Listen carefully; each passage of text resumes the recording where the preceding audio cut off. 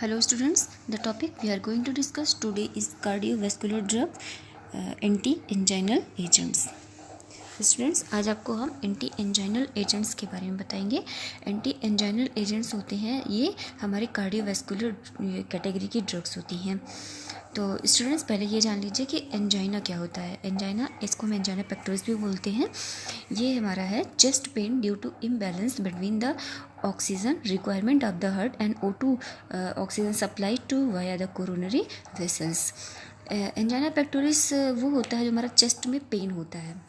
Chest में हमारे pen होता है। पेन वो हमारा इस वजह से होता है, जो हमारे हार्ट में जो ब्लड सप्लाई होता रहता है, ब्लड के साथ साथ ही हमारा ऑक्सीजन भी चलता रहता है।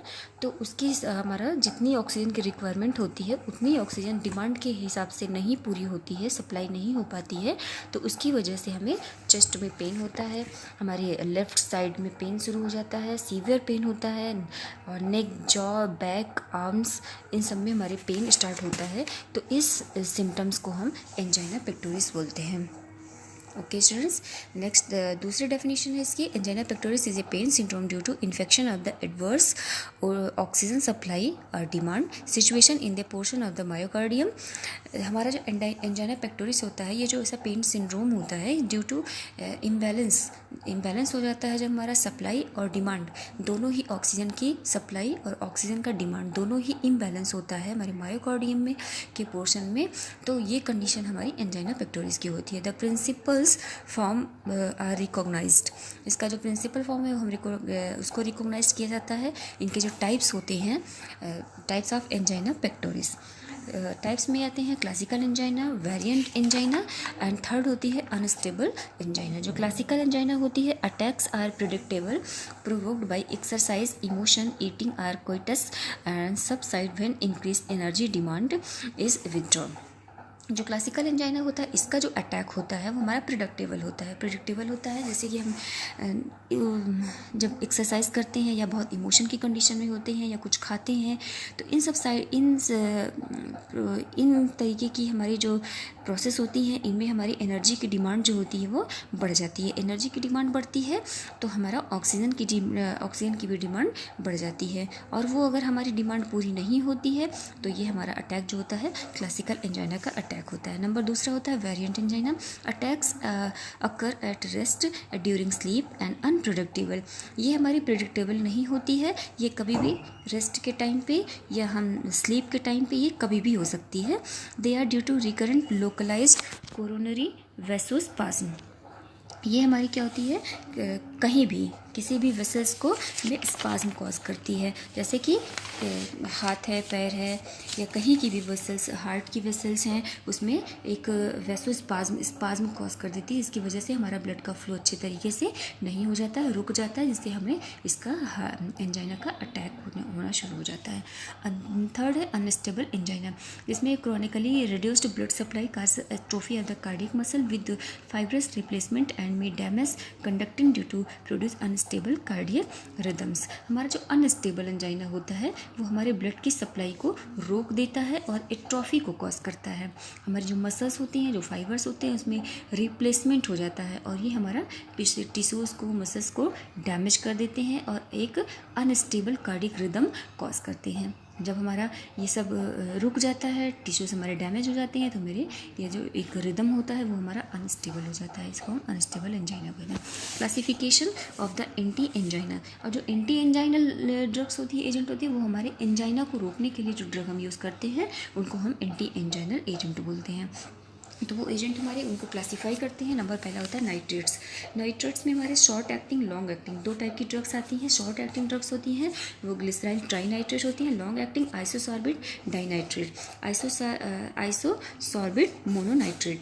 नंबर दूसरा होती हैं बीटा ब्लॉकर्स, जिसमें प्रोपेनोलॉल, मीटोप्रोलॉल और एटिनोलॉल। कैल्शियम चैनल ब्लॉकर्स होते हैं, जिसमें आती है फिनाइल एल्काइलामीन, जिसमें ड्रग होती है वेरापामिल। बेंजोथायाजिपिन, जिसमें डिल्टियाजिम डाइहाइड्रोपाइरिडिन, जिसमें निफेडिपिन, फेलोडिपिन एंड एम्लोडिपिन। ये ड्रग्स हमारी होती हैं। पोटेशियम चैनल ओपनर, इसमें निकोरांडिल और अदर्स में जो ड्रग यूज़ करते हैं हम वो पैराडामोल, ट्राइमेटाजिडीन एंड रैनोलाजिन। इनका मोड ऑफ एक्शन आप नाइट्रेट्स का देख लीजिए।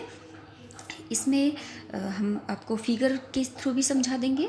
जैसे फिगर के थ्रू नाइट्रोडाइलेटर्स है, हम कोई भी नाइट्रोडाइलेटर जो यूज़ करते हैं नाइट्रेट्स, उसमें वो कन्वर्ट होता है NO मतलब नाइट्रिक ऑक्साइड में चेंज होता है। इनके नाइट्रिक ऑक्साइड से ये हमारा GTP से CGMP में कन्वर्ट हो रहा है। GTP क्या होता है? गुआनोसिन ट्राइफास्फेट इसको CGMP में कन्वर्ट करता है। CGMP मतलब साइक्लिक गुआनोसिन मोनोफॉस्फेट, ये इसमें कन्वर्ट करता है। और इनकी प्रोसेस को रोकने के लिए MLC के मतलब कि क्या होता है? मायोसिन लाइट चेन काइनेज होती हैं। ये इसको इसमें जो फॉस्फेट ग्रुप होता है इनको नहीं बनने देती हैं। इनके नहीं बनने से ये मायोसिन कन्वर्ट होता है मायोसिन इसमें फॉस्फेट में और एक्टिन में, जिसकी वजह से हमारा कॉन्ट्रैक्शन होता है और ये कैल्शियम को आने से हमारे रोकते हैं। अब इनको हम स्टेप वाइज देखते हैं। व्हेन एडमिनिस्टर्ड नाइट्रेट्स, जैसे हम नाइट्रेट्स लेते हैं ये हमारे इंक्रीज़ करता है ब्लड वेसल्स, ब्लड में ये हमारा नाइट्रेट्स इंक्रीज़ हो जाता है। जब इनके इंक्रीज़ होने से फॉर्मेशन ऑफ नाइट्रिक ऑक्साइड, जब ये वेसल्स में इंक्रीज़ होता है ब्लड में तो हमारा नाइट्रिक ऑक्साइड का फॉर्मेशन होता है। नाइट्रिक ऑक्साइड हमारा GTP से कन्वर्ट होता है, CGMP का फॉर्मेशन करता है। मैंने आपको GTP बताया था, गुआनोसिन ट्राइफॉस्फेट, ये कन्वर्ट होता है साइक्लिक गुआनोसिन मोनोफॉस्फेट में। जब ये हमारा इनका फॉर्मेशन बढ़ जाता है तो इनकी वजह से हमारा डीफॉस्फोराइलेशन ऑफ मायोसिन और एक्टिन दो हमारे इसमें कम करते हैं। जो हमारा मायोसिन जो होता है उसमें डीफॉस्फोराइलेशन मतलब कि वहाँ से फॉस्फेट जो ग्रुप होता है वो रिड्यूस हो जाता है, निकल जाता है। फॉस्फोराइलेशन मतलब फॉस्फेट का ग्रुप हमारा ऐड होना। इनकी वजह से जब हमारा डीफॉस्फोराइलेशन हो जाता है तो हमारी वेस्कुलर स्मूथ मसल्स रिलैक्स हो जाती हैं और ये हमारा लास्ट में वैसोडाइलेशन कॉज करती हैं।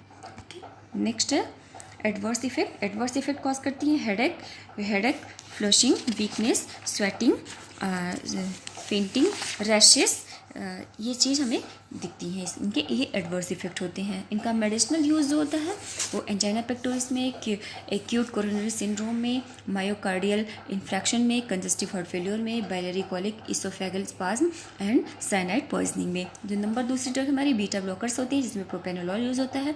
बीटा ब्लॉकर्स हमारी डिक्रीज़ करती हैं कार्डियक वर्कलोड को, जिनकी वजह से हमारा मायोकार्डियल ऑक्सीजन की डिमांड भी क्या होती है, धीरे धीरे कम होने लगती है।